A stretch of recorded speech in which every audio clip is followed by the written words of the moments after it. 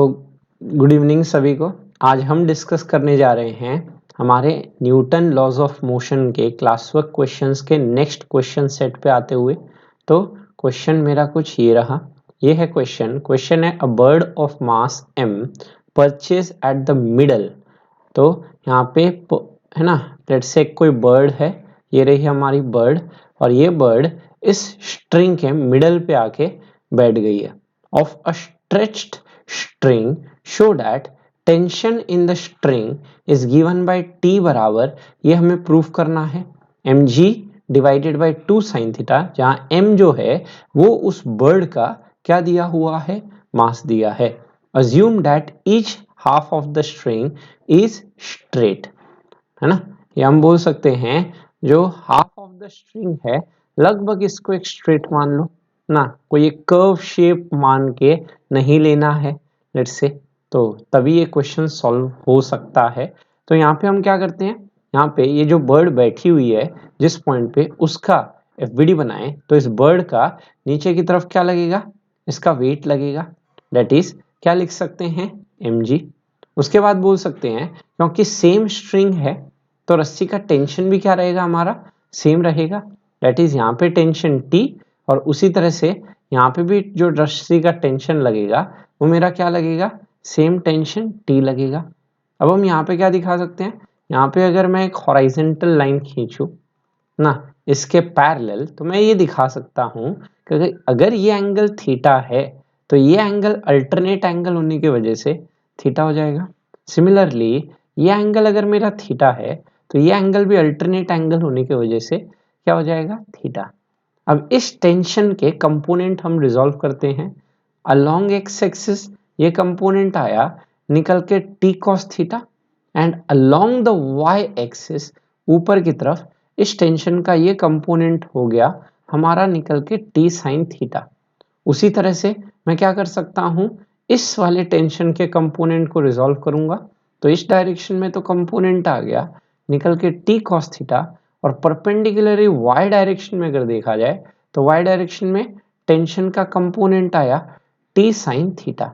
अब हम क्या देख रहे हैं कि ये जो टी कॉस थीटा वाला कंपोनेंट इस टी कॉस थीटा वाले कंपोनेंट को क्या कर जा रहा है, अपना कैंसल आउट कर जा रहा है। यहाँ पे हम देख सकते हैं कि ये जो कंपोनेंट होंगे ये एक दूसरे को क्या कर रहे हैं, कैंसिल कर रहे हैं, क्योंकि मैग्नीट्यूड वाइज सेम है और डायरेक्शन वाइज अपोजिट है। और वाई डायरेक्शन में अगर मैं आपको दिखाऊं, ये वाई डायरेक्शन में ये टी साइन थीटा और टी साइन थीटा हो गए, वाई डायरेक्शन में टोटल कितना हो गया, T sine theta plus T sine theta, 2t sine theta, जो बैलेंस कर रहा है नीचे वाले वेट mg को। तो यहाँ पे हम इक्वेशन लिखने जाएं तो y डायरेक्शन में ये इक्विलिब्रियम में है, ये बर्ड इस पोजीशन पे, तो आप लिख सकते हो 2t साइन थीटा जो है वो आपके वेट को बैलेंस कर रहा है। ऊपर डायरेक्शन में t sine theta that is total force, y direction में 2t साइन थीटा नीचे के वेट mg को बैलेंस करेगा। तो यहाँ से मेरा टेंशन जो आया वो आ गया T is equal to M G. इस 2 साइन थीटा को इस डिनोमिनेटर पार्ट में ले जाया जाए तो mg divided by 2 sine theta करके आया। तो ये आ गया मेरे पास रिजल्टेंट टेंशन करके कहा जा सकता है, यहाँ पे नेट टेंशन इतना आ गया। चलिए इस क्वेश्चन को समझते हैं फिर से, ये अपने को प्रूफ करना था, डेट्स इट। क्वेश्चन है a bird of mass capital M purchase मतलब बैठ गई आके at the middle of a stretch string, middle है इसीलिए ये है ना दो ट्राइंगल्स कॉन्ग्रुएंट होंगे, जिसके वजह से क्या कहा जा सकता है, ये दोनों एंगल सीपीसीटी से आप बराबर दिखा सकते हो। ये लेंथ आपकी इस लेंथ के बराबर हो जाएगी मिडल होने की वजह से, उस तरह से ये 90 डिग्री हो जाएगा, और ये साइड कॉमन ये बीच वाली, तो यहाँ से परपेंडिकुलर है ना बेस और 90 कॉमन, मतलब हम बोल सकते हैं कि एस ए एस से कॉन्ग्रुएंट हो गए तो एंगल्स अपोजिट इक्वल हो गए, जिसके वजह से ये टी कॉस थीटा का कंपोनेंट इस टी कॉस थीटा के कंपोनेंट को बैलेंस करने चला गया। अब वाई डायरेक्शन में अगर आपको दिखाऊं तो ऊपर की तरफ 2t साइन थीटा नीचे वाले mg को बैलेंस करते हुए, तो यहाँ पे आ गया t बराबर mg बाई 2 साइन थीटा, यही हमें प्रूफ करना था। दैट इज टेंशन बराबर आपका निकल के आएगा mg divided by 2 sine theta. यहाँ पे आपने बस फोर्स रिजॉल्व करना था, टी के कंपोनेंट वर्टिकल और हॉराइजेंटल दिखाते हुए, वैसे इस टी का कंपोनेंट वर्टिकल और हॉराइजेंटल दिखाते हुए फोर्स बैलेंस कर दो, you will get your answer. तो यहाँ तक आई गेस सबको आ गया समझ में, यहाँ तक सब लोग स्क्रीनशॉट ले लो। तो चलिए आते हैं नेक्स्ट क्वेश्चन पे। नेक्स्ट क्वेश्चन है मेरा, a box of weight 10√3 newton. ये जो वेट है इस बॉक्स का, वो वेट मुझे दिया हुआ है 10√3 Newton, is held in equilibrium with the help of 2 strings. क्या बोला गया है, इसको है ना इक्विलिब्रियम में रखा गया है 2 स्ट्रिंग की मदद से, OA and OB as shown in figure 1। ये रहा figure 1। The string OA is horizontal और स्ट्रिंग OB जो है वो यहाँ से 60 डिग्री बना रहा है। Find tensions in both the strings. दोनों स्ट्रिंग में OA और OB में रस्सी में कितना टेंशन होगा ये हमें फाइंड आउट करना है। चलिए तो क्या करते हैं, पहले यहाँ पे अगर मैं इस बॉडी का FBD की बात करने जाऊं तो मुझे यहाँ गिवन है कि नीचे जो लग रहा है इसका वेट लग रहा है दैट इज mg, है ना, दैट इज 10√3। ये टोटल वेट ही दिया हुआ है लेट्स से न्यूटन में 10√3 न्यूटन। उसके बाद OA और OB में रस्सी में टेंशन पूछा गया है, तो लेट्स से OA रस्सी में टेंशन आप कह देते हो T1 और इस OB रस्सी में इस डायरेक्शन में आपने टेंशन कह दिया सपोज T2। अब ये 2 टेंशन पूछा गया है, 2 अननोन 2 इक्वेशन, इक्विलिब्रियम का क्वेश्चन है। तो क्या करते हैं, यहाँ पे एक लाइन ड्रॉ करते हैं पैरेलल टू एक्स एक्सिस। तो अगर ये एंगल मेरा 60 है तो ये एंगल अल्टरनेट एंगल होने की वजह से ये एंगल भी 60 हो जाएगा। अब इस T2 के 2 कंपोनेंट रिजॉल्व करते हैं, एक अलोंग द एक्स एक्सिस और एक अलोंग द वाई एक्सिस। चलिए तो यहाँ पे हम देख सकते हैं इसका component along X axis this comes out to be, जिसके साथ एंगल बनाता है वो तो हो गया cos 60, और जिसके साथ नहीं बनाता तो ये y कंपोनेंट मेरा निकल के आ गया T2 का, क्या लिख सकते हैं साइन ऑफ 60 डिग्री लिखा जा सकता है। अब क्या करते हैं, इसका लेट्स से फोर्स बैलेंस करते हैं। तो ये mg जो लगेगा वो नीचे की तरफ लगेगा, T2 का cos 60 T1 को बैलेंस करेगा और T2 का sin 60 मेरा 10√3 को बैलेंस करेगा। तो सबसे पहले क्या करता हूँ, यहाँ पे T2 sin 60, यहाँ पे T2 का sin 60 जो है लेट से वो मेरा बैलेंस करेगा नीचे वाले वेट को 10√3 को। अब sin 60 की वैल्यू कितनी होती है, sin 60 हम जानते हैं हमारा √3/2 होता है, तो sin 60 रख दिया जाए, √3/2 यहाँ पे पड़ा हुआ है 10√3। अब हम देख सकते हैं यहाँ पे कि ये √3 इस √3 को काट जाएगा, तो √3 से √3 कैंसल्स आउट, यहाँ से मेरे पास T2 आया, क्रॉस मल्टीप्लाई किया तो 2 इंटू 10। अब 2 इंटू 10 कितना हो गया, तो यहाँ से T2 हम बोल सकते हैं ये निकल के आ गया मेरे पास 20 न्यूटन। तो ये तो पहला आंसर आ गया ना, हमसे T1 और T2 पूछा था तो हमने T2 तो निकाल लिया, ये रहा मेरा T2। अब आते हैं बात करने T1 पे। तो T1 के लिए हम क्या करते हैं, x डायरेक्शन में फोर्स बैलेंस करते हैं, T1 को बैलेंस करेगा T2 का cos 60। चलिए तो x डायरेक्शन में फोर्स बैलेंस करते हुए तो T1 बराबर यहाँ पे बोला जा सकता है हमारा बन के आएगा T2 का cos of 60 लिख सकते हैं। अब T2 हम निकाल चुके हैं 20 और cos 60 हम जानते हैं हाफ होता है, यहाँ से T1 आ गया निकल के 10 न्यूटन करके। तो मुझसे T1 और T2 पूछा था तो मैंने सिंपली क्या किया, फोर्स बैलेंस किया। सबसे पहले इस पॉइंट का FBD बनाने गए, यहाँ पे रस्सी का टेंशन T1 इस डायरेक्शन में और T2 मेरा इस डायरेक्शन में। चलिए फिर से इस क्वेश्चन को समझते हैं। तो क्वेश्चन है बॉक्स ऑफ वेट 10√3 न्यूटन, इस बॉक्स का वेट कितना है 10√3 नीचे की तरफ, ये रहा 10√3 न्यूटन दिया हुआ है, इज हेल्ड इन इक्विलिब्रियम, ये इक्विलिब्रियम में मतलब नेट फोर्स जीरो करना है, with the help of 2 strings OA and OB, ये 2 रस्सी हैं OA और OB।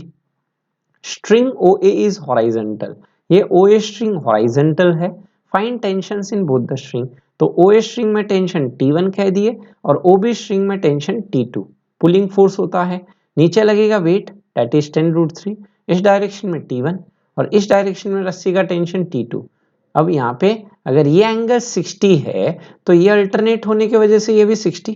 अब इस T2 का ये वाला कंपोनेंट हो गया cos 60 और y वाला कंपोनेंट T2 sin 60, तो T1 को बैलेंस करेगा T2 cos 60 और T2 sin 60 बैलेंस करेगा 10√3 को। साइन 60 हम जानते हैं √3/2, ये 10√3, यहाँ से T2 सिंप्लीफिकेशन पे 20 न्यूटन, और T2 की वैल्यू यहाँ रख दो 20, वहाँ से T1 आ गया 10 न्यूटन।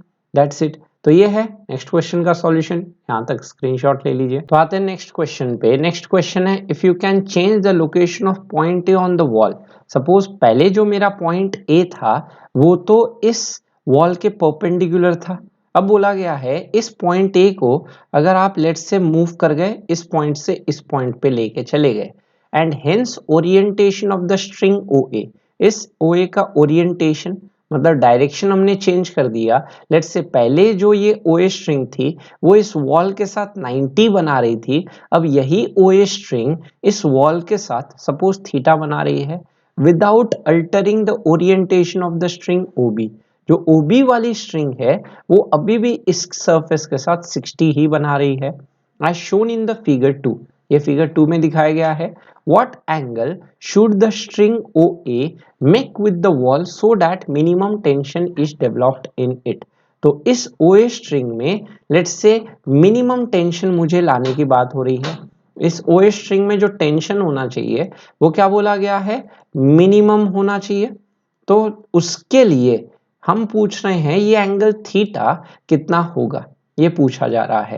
तो यहाँ पे हम क्या देख सकते हैं, यहाँ पे हम लेट्स से है ना सेम कंडीशन, एक लाइन ड्रॉ करते हैं इसके परपेंडिकुलर। तो यहाँ पे बोल सकते हैं ये अगर एंगल थीटा है तो ये अल्टरनेट एंगल हो गया, ये भी एंगल कितना हो गया अपना थीटा, क्योंकि ये दोनों लाइन से एक दूसरे के पैरेलल हो गया। अब ये जो टेंशन करना है मुझे मिनिमम करना है, इस टेंशन को मुझे इस स्ट्रिंग में क्या करना है, मिनिमम करने की बात हो रही है। तो मैं क्या करता हूं यहाँ पे लेट्स से इस टेंशन के दो कंपोनेंट लेता हूं ना, और ये जो बी रस्सी का जो टेंशन है उस टेंशन को आप लेट्स से T2 कह दिए, है ना। अब यहाँ पे हम बोल सकते हैं नीचे की तरफ जो लगेगा वो उसका वेट 10√3 न्यूटन लगेगा, ये 10√3। अब यहाँ पे हम क्या देख सकते हैं, अगर ये एंगल 60 है तो ये एंगल जो होगा ये एंगल हॉरिजॉन्टल के साथ ये भी आएगा मेरा 60 डिग्री बन के, अल्टरनेट एंगल होने की वजह से। अब क्या करते हैं फोर्स, है ना, हम रिजॉल्व करते हैं। ये एक्स डायरेक्शन का कंपोनेंट हो गया T2 cos 60, और सिमिलरली इसका वाई डायरेक्शन का कंपोनेंट हो गया हमारा, निकल के आया T2 का लिखा जा सकता है sin 60 डिग्री।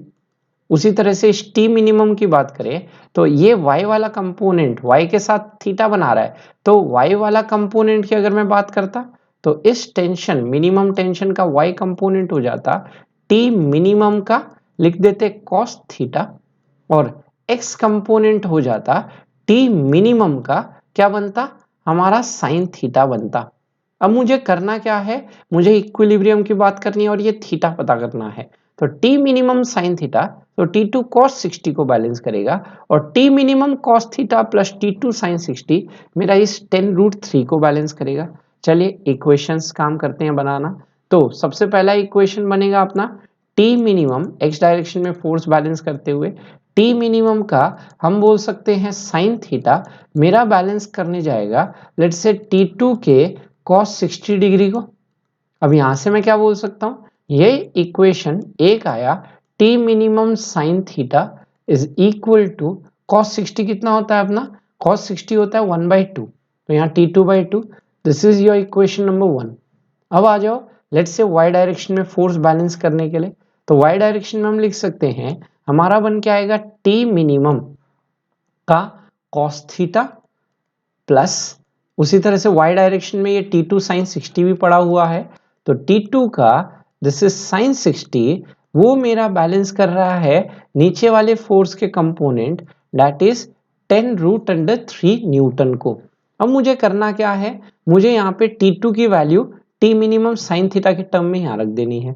चलिए रखते हुए तो T2 मेरा निकल के आ गया 2 टाइम्स टी मिनिमम का मैं बोल सकता हूँ साइन थीटा, और इसको यहाँ रख देता हूँ, इस T2 की वैल्यू की जगह ये रखने जा रहा हूँ that is T2 in terms of let's say sine theta करते हुए, तो this is T minimum cos theta plus T2 की जगह लिख दिया जाए 2 टाइम्स टी मिनिमम का साइन थीटा इंटू साइन 60।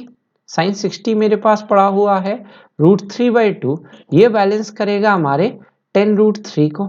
अब हम देख सकते हैं यहाँ पे ये जो 2 है, ये 2 इस 2 से कैंसल आउट हो गया, तो इस सिंप्लीफिकेशन पे ये मेरा बन के आ गया T minimum, let's say common निकल गया यहाँ पे, तो यहाँ ब्रैकेट में पड़ा कॉस थीटा, फिर यहाँ पे पड़ा हुआ है √3 का साइन थीटा, और इज इक्वल टू, मैं क्या बोल सकता हूँ, 10√3।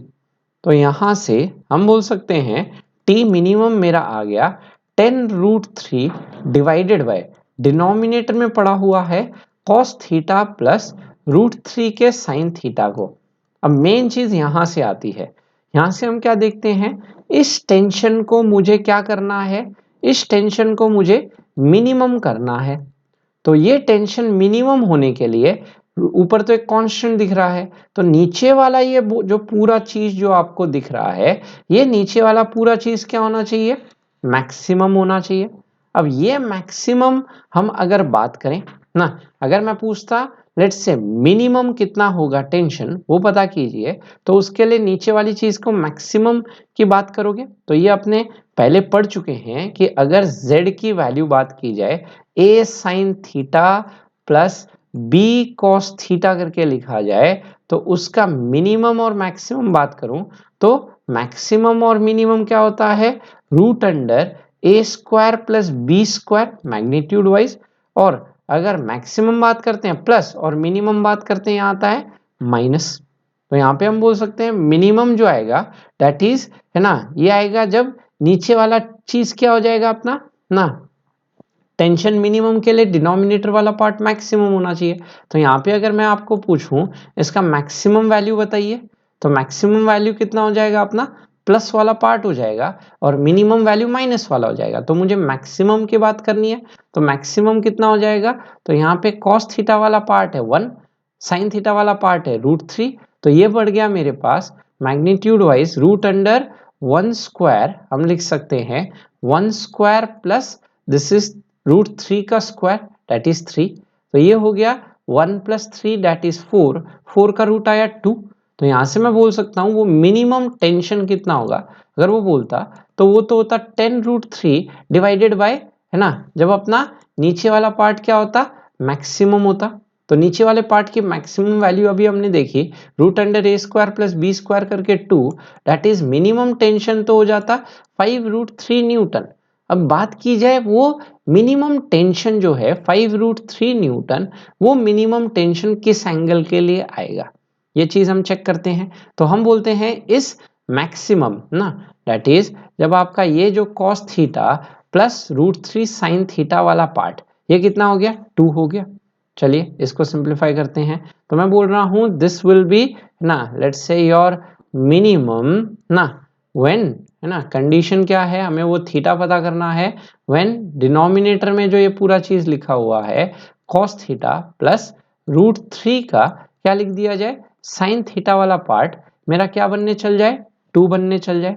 अब ये एंगल कितना आएगा ये हम चेक करना चाहते हैं, तो इसके लिए हम क्या कर सकते हैं, इसके लिए अब थोड़ा सा ट्रिग्नोमेट्री का यूज किया जा सकता है। 2 से, है ना, लेट्स से √1² प्लस ना 1² प्लस √3 का स्क्वायर दैट इज 2 से डिवाइड मल्टीप्लाई किए, तो इस चीज को हम लिख दिए लेट्स से साइन 30 डिग्री ना, और इस चीज को हम लिख दिए let's say cos of 30 degree.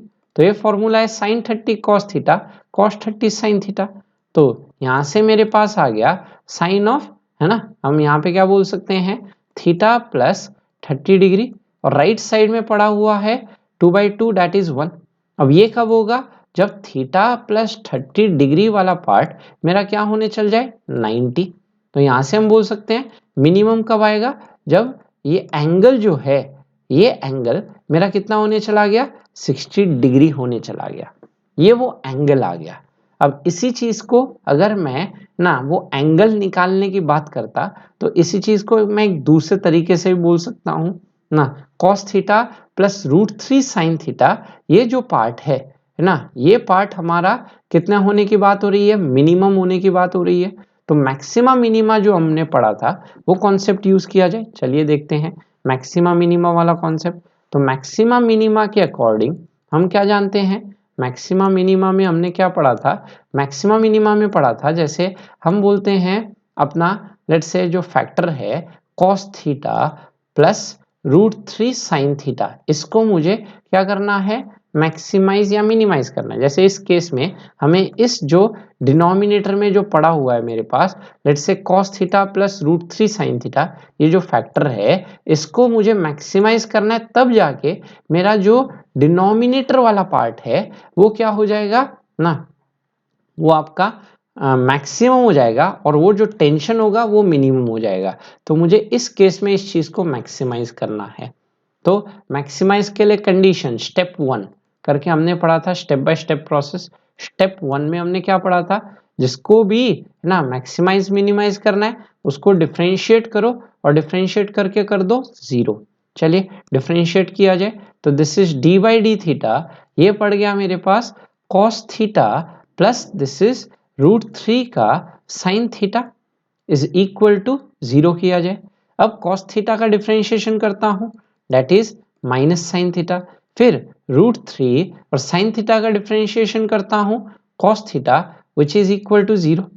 अब साइन थीटा को राइट साइड ले गए तो साइन थीटा बराबर this is equal to √3 cos theta, यहां से कॉस थीटा डिवाइड कर दो तो sine theta upon cos theta ये बन के आ गया √3 और sine theta by cos theta हम क्या जानते हैं, ये चीज होता है मेरा टैन थीटा। टैन थीटा √3 आया तो हम जानते हैं थीटा कितना हो गया 60 डिग्री हो गया। ये वो एंगल है जिस एंगल पे ये जो डिनोमिनेटर में ये पूरा जो फ्रैक्शन है वो अपना क्या हो जाएगा, वो अपना मिनिमम मैक्सिमम हो जाएगा, तब जाके टेंशन मिनिमम हो जाएगा। चाहे आपने यहां से भी 60 निकाला और इस तरीके से भी 60 निकाला, दोनों तरीका बेसिक अलजेब्रा वाला भी आपको समझ आना चाहिए और ये वाला भी समझ आना चाहिए। चलिए इसे वापस से एक बार पूरे स्टेप को समझ आ जाए, फिर से पूरे क्वेश्चन को अच्छे से एक बार वापस से समझाता हूँ। तो क्वेश्चन है if you can change the location of point A on the wall, इस पॉइंट ए को मैंने यहाँ से यहाँ शिफ्ट कर डाला and hence orientation of the string O A, इस ओ ए स्ट्रिंग को ओरिएंटेशन चेंज करते हुए without altering the orientation of the string O B, O B string के ओरिएंटेशन को एज इट इज रहने दिया as shown in the figure 2, इस figure में जैसे दिखाया है। आगे बोला है what angle should the string OA make with the wall so that minimum tension is developed in it, इस OA स्ट्रिंग में मिनिमम टेंशन होने के लिए हमसे बस वो एंगल थीटा पूछा था, जो हमने यहाँ कैलकुलेशन दो तरीके से ना 60 निकाला। तो क्या करते हैं यहाँ पे इस OB स्ट्रिंग में T2 टेंशन बोल देते हैं, OA स्ट्रिंग में मिनिमम टेंशन जो कैलकुलेट करना है, और नीचे की तरफ mg 10√3 दिया हुआ है। अब ये T मिनिमम, ये एंगल अगर थीटा है तो ये एंगल भी मेरा थीटा होगा। अब इस T मिनिमम के दो कंपोनेंट, ये आया T मिनिमम cos थीटा, ये हो गया T मिनिमम sin थीटा। उसी तरह से ये T2 बना हुआ है तो ये 60 होगा तो ये अल्टरनेट 60 होगा, तो ये कंपोनेंट T2 cos 60 और ऊपर वाला T2 sin 60। अब T2 cos 60 तो T मिनिमम sin थीटा को बैलेंस करेगा, तो यहाँ लिख दिया T2 cos 60 मेरा T मिनिमम sin थीटा को बैलेंस करेगा। cos 60 1/2, यहाँ से T2 निकाल दिए 2 T मिनिमम sin थीटा। उसी तरह से यहाँ पे आते हैं ना y डायरेक्शन बैलेंस करते हुए T minimum cos theta plus T2 का sin 60, T minimum cos theta plus T2 का sin 60, नीचे वाले वेट 10√3 को, और यहाँ पे जो T2 की वैल्यू है वो मैंने 2 मिनिमम sin थीटा यहाँ से रख दी। तो ये 2 मिनिमम sin थीटा sin 60 की वैल्यू √3/2 रख के यहाँ से T मिनिमम निकल के आया cos theta plus √3 sin theta that is 10√3। यहाँ से T मिनिमम हमने निकाला, अब इस टेंशन को मिनिमम करना था, तो मिनिमम मैक्सिमम करने की अगर बात हो तो वहां पे हम अगर बात करें इसका basic algebra technique a sin theta plus b cos theta, maximum minimum कितना होता है, मैक्सिमम होता है plus √a² plus b², minimum होता है माइनस √a² प्लस b²। तो a that is cos theta का coefficient that is 1, sin theta का कोफिशिएंट √3, 1² प्लस √3 का स्क्वायर, 1 प्लस 3 आया 4, 4 का रूट हो गया 2। तो यहाँ पे बोल सकते हैं नीचे वाला पूरा पार्ट का मैक्सिमम वैल्यू इज 2, तो 10√3/2 दिस इज 5√3 न्यूटन। अब ये पूरा मिनिमम टेंशन तो हो गया, पर पूछा नहीं था अब वो किस एंगल पे आएगा, तो हम बोल देते हैं ये पूरा चीज मैक्सिमम जो होगा 2 वो किस एंगल पे होगा चेक किया जाए। तो हम इसमें बेसिक अलजेब्रा लगाते हैं, root a² plus b² that is 2 से डिवाइड कर देते हैं बोथ साइड। इसे sin 30 इसे cos 30, तो ये sin a प्लस b का फॉर्मूला sin थीटा प्लस 30 और राइट साइड में 2/2 1 और हम जानते हैं sin की वैल्यू 1 होती है 90 पे, तो थीटा प्लस 30 बराबर 90, तो थीटा आया 60, मतलब ये एक्यूट एंगल 60 होना चाहिए। एक दूसरा तरीका मैक्सिमम मिनिमा वाला, उस तरीके से क्या बोल रहा हूँ, मैक्सिमम मिनिमम में से बात कर रहे हैं। y बराबर cos theta plus √3 sin theta, इसका मैक्सिमम वैल्यू पता करने का तरीका क्या होता, dy/d थीटा 0 करो, डिफ्रेंशिएट करके यहाँ से tan थीटा √3 आया, थीटा 60, अब वो थीटा 60 रख के वहां से आप मैक्सिमम वैल्यू रख के फिर ये मिनिमम टेंशन भी पता कर सकते हो। तो ये है अपना, है ना, लेट्स से तरीका। अब इसको आप यहाँ से क्या कर सकते हो, आराम से स्क्रीनशॉट ले लो और उसके बाद एक बार खुद अटेम्प्ट करना। आई गेस समझ आ गया सभी को, तो समझ आ गया तो यहाँ तक सब लोग स्क्रीनशॉट ले लीजिए, फिर आगे बढ़ते हैं नेक्स्ट क्वेश्चन की तरफ। आज का लास्ट क्वेश्चन पे आते हैं। 70 kg मैन, ये जो मैन है इस मैन का मास कितना दिया हुआ है, 70 kg। लेट्स से इस मैन का मास हम ले लेते हैं स्मॉल m करके, और इस मैन का मुझे मास दिया हुआ है बराबर 70 kg। आगे बोला गया है standing on a weighing machine in a lift of mass 50 kg। ये जिस लिफ्ट में खड़ा है उस लिफ्ट का मास कैपिटल M मुझे दिया हुआ है 50 kg। अब आगे बोला है पुल्स ऑन द रोप, ये आदमी इस रोप को नीचे की तरफ क्या कर रहा है, पुल करेगा, और जिस फोर्स से नीचे पुल करेगा मासलेस स्ट्रिंग है, तो हम जानते हैं उतना ही रस्सी में टेंशन T ऊपर प्रोड्यूस होगा। अब बोला गया है which supports the lift as shown in the figure. अब ये क्योंकि मासलेस स्ट्रिंग है तो इस स्ट्रिंग में थ्रू आउट टेंशन क्या रहेगा, सेम, नीचे उतना ही टेंशन T नीचे, यहाँ से यहाँ पे टेंशन T नीचे, और यहाँ पे उतना ही टेंशन T कहाँ लगेगा, ऊपर, वैसे यहाँ पे भी उतना ही टेंशन T ऊपर की तरफ लगते हुए ना, tension is a pulling force, तो इस पॉइंट पे पुल करते हुए। अब ये पुली पे ऊपर T और T करके हम क्या दिखा सकते हैं, इस पॉइंट पे नीचे 2T और उसको ऊपर की तरफ पुल करते हुए कितना फोर्स आएगा, तो इस लिफ्ट पे इस पॉइंट पे हिंज पॉइंट पे जिस पे ये लिफ्ट को क्लैम्प करके रखा हुआ है वहां पे फोर्स लग जाएगा मेरा 2T करके। तो सबसे पहला चीज इस लिफ्ट की अगर मैं बात करने जाऊं, इस लिफ्ट पे ऊपर की तरफ इस क्लैम्प पे कितना फोर्स लगते हुए, 2T फोर्स लगते हुए। तो हमसे पहले क्या पूछा है, find the force with which the man should, है ना, पुल द रोप। तो फोर्स कितना लगा है मैन ना, तो वो फोर्स किसके बराबर हो जाएगा, टेंशन। तो वो फोर्स हमसे पूछा गया है ना, जो मैन लगाएगा to let's say keep the lift stationary, तो वो फोर्स हो जाएगा टेंशन। तो इनडायरेक्टली हम टेंशन निकाल लेंगे तो हमारे पास लेट्स से वो फोर्स निकल के आ जाएगा। Also find weight of the man as shown by the weighing machine. इस वेइंग मशीन पे जहाँ खड़ा है वो वेइंग मशीन जो इस पे नॉर्मल लगाएगा, हम जानते हैं वेइंग मशीन क्या मेजर करता है, नॉर्मल रिएक्शन, वो नॉर्मल हमें पता करके देना है। तो ये वेइंग मशीन पे नीचे फोर्स लगाएगा तो वेइंग मशीन इस पे फोर्स ऊपर लगाएगा। अब क्या करने जा रहे हैं, हम FBD बनाने जा रहे हैं। तो हम FBD बनाना स्टार्ट करते हैं। सबसे पहले लिफ्ट का, अगर मैं आपको लिफ्ट दिखाऊं, ये रहा मेरा लिफ्ट सपोज। अब इस लिफ्ट का, है ना, ये बस लिफ्ट का FBD बनाया जा रहा है। तो इस लिफ्ट का मास कितना है, 50 kg। हम लिफ्ट प्लस मैन नहीं, बस लिफ्ट की बात कर रहे हैं। तो लिफ्ट पे नीचे की तरफ क्या लगेगा, इसका वेट दैट इज 500 न्यूटन। उसके बाद हम क्या जानते हैं, उसके बाद ये जो आदमी है, ये आदमी इस लिफ्ट पे फोर्स कहाँ लगाएगा, नीचे, दैट इज नॉर्मल रिएक्शन। और जितना ये नॉर्मल नीचे लगाएगा उतना ही नॉर्मल लिफ्ट इसको ऊपर देगा। तो ये आदमी के द्वारा नॉर्मल रिएक्शन कहाँ लगते हुए, नीचे। आदमी जो लिफ्ट को नीचे पुश करेगा वो नॉर्मल की बात हो रही है। और लिफ्ट पे हम क्या देख सकते हैं, यहाँ पे इस पॉइंट पे आपका जो क्लैंप पे फोर्स ऊपर की तरफ लगते हुए दैट इज 2T। अब हम यहाँ पे इक्वेशन लिखें तो 2T बराबर हमारा नीचे की तरफ क्या बन के आ गया, normal plus 500। This is your equation number 1। अब आते हैं बात करने लिफ्ट के बाद मैन का FBD बनाने। तो बस अब मैन को लेते हैं ना, लेट्स से मैन रहा अपना। तो ये मैन जो है, इस मैन का मेरा मास कितना है, तो इस मैन का मास मेरे को दिया हुआ है 70 kg। इस मैन का मास दिया हुआ है 70 kg। अब इस मैन का एफबीडी बनाता हूँ, तो नीचे की तरफ क्या लगेगा, नीचे की तरफ इस 70 kg का वेट 700 न्यूटन। उसके बाद लिफ्ट है ना पे जिस पे खड़ा है, उस लिफ्ट के द्वारा वेइंग मशीन को पुश करेगा नीचे एन से, तो वेइंग मशीन रिएक्शन फोर्स देगा, नॉर्मल रिएक्शन एन। और इस पॉइंट पे ये जो रस्सी को खींच रहा है नीचे, तो रस्सी इसको उतने ही फोर्स से ऊपर खींचेगा, दैट इज टेंशन टी ना, जो इस रस्सी को खींच रहा है। तो यहाँ पे हम क्या कह सकते हैं, यहाँ से दूसरा इक्वेशन आ गया नॉर्मल प्लस टेंशन, निकल के मेरे पास 700।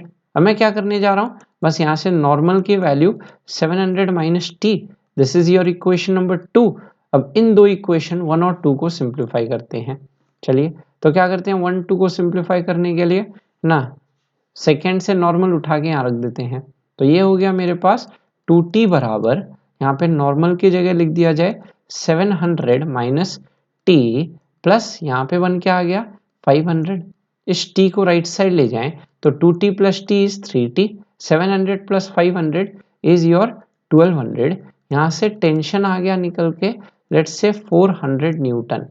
और यही टेंशन जो है, यही टेंशन मेरा क्या हो गया, फोर्स जो मैन लगाएगा। तो अगर मैं बात करूं मैन कितना फोर्स लगाएगा उस पे, दैट इज योर 400 न्यूटन।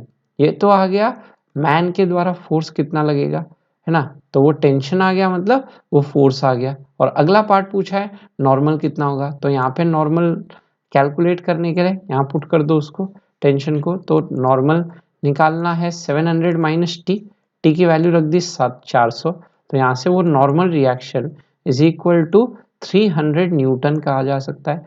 तो यहाँ पे हमसे पूछा गया था ना वेट ऑफ द मैन, ना this is apparent wait of the man ना, एक्चुअल ट्रू वेट उस आदमी का कितना है ना, ट्रू वेट है 700 न्यूटन, वेट की बात कर रहे हैं तो mg, पर जो लिफ्ट है ना में जो वेइंग मशीन रखी हुई है वो उसको कितना वेट दिखाएगी, वो उसको दिखाएगी 300 न्यूटन। चलिए इस क्वेश्चन को फिर से समझते हैं। क्वेश्चन है 70 kg man standing on a weighing machine in 50 kg lift. Man का मास है 70 kg, लिफ्ट का मास है 50 kg। तो मैंने पहले लिफ्ट का अलग एफपीडी बनाया 50 kg और मैन का अलग एफपीडी बनाया 70 kg। इज है ना पुल्स ऑन द रोप, ये मैन इस लिफ्ट को है ना जिस रोप से पकड़ा हुआ है उसको पुल करता है नीचे as shown. Find the force which the man should pull the rope to keep the lift stationary. Man कितने फोर्स से नीचे खींचे ताकि लिफ्ट स्टेशनरी रहे। अब इसमें also find weight of the man shown by the weighing machine. तो वो जो वेइंग मशीन की रीडिंग है that is normal apparent weight, वो भी निकाल के देना है। तो क्या करते हैं, सबसे पहले हम बात करते हैं लिफ्ट की। अब इस लिफ्ट में जितना फोर्स से नीचे खींचेगा उतना ही रस्सी में टेंशन टी, इस पे टेंशन टी नीचे, इस पे टेंशन टी नीचे, इस पे टेंशन टी ऊपर, इसमें टेंशन टी ऊपर। तो इस पुल्ली पे ऊपर की तरफ 2t, तो यहाँ पे नीचे 2t, और इस क्लैंप पे भी ऊपर 2t।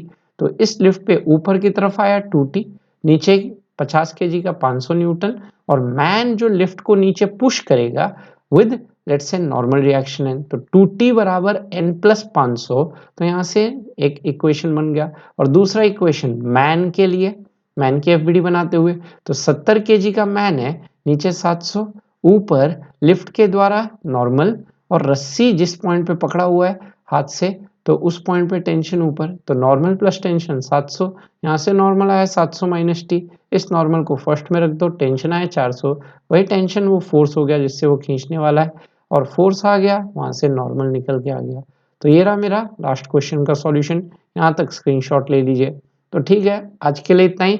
वीडियो अच्छा लग रहा है और बेनिफिशियल लग रहा है तो ज़रूर से वीडियो को, चैनल को सब्सक्राइब करें और लाइक करके ज़रूर जाए इस वीडियो को, और जितना हो सके शेयर करना ना भूलें। चलिए आज के लिए इतना ही, थैंक यू, मिलते हैं नेक्स्ट वीडियो के साथ।